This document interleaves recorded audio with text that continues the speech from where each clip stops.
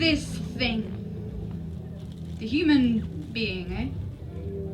Okay, take me. I'm mostly human, bar a couple of animalistic hiccups at funny times of the night and or morning, like when I'm yawning, roaring like a lion cub, or perhaps when I shiver like an eel pulled from the river, but the being state. I rarely see much of this these days. People seem to float on without any remote desire to be here at all. People don't seem to enjoy being in the slightest.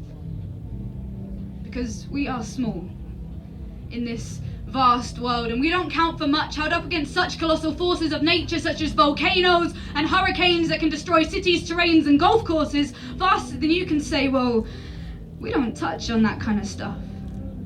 No matter how much litter we drop, no matter how much poison we pour into the seas, the ocean will still be the biggest diva on our world. She's strong and she'll carry on. She's stolen the ice caps in protest, and I wonder what else is next to go. And I'm back to thinking, well, no. I don't see humans being. I see humans doing whatever the hell they like until their time's up. I think a human being should have something to do with an interest in fully living in the surroundings of such a glorious world that you don't want to leave the party. We have our own display of fireworks every night when the stars fight, and even though we're told they're dying, it still looks to me like they're flying, and that's the way that I want to go.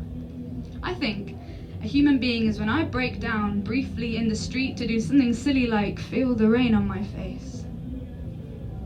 Or when I have to touch a tree by its trunk.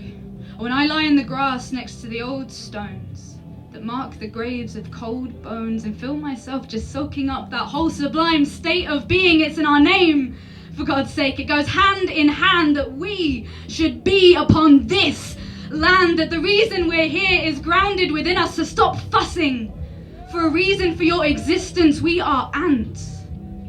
That is all.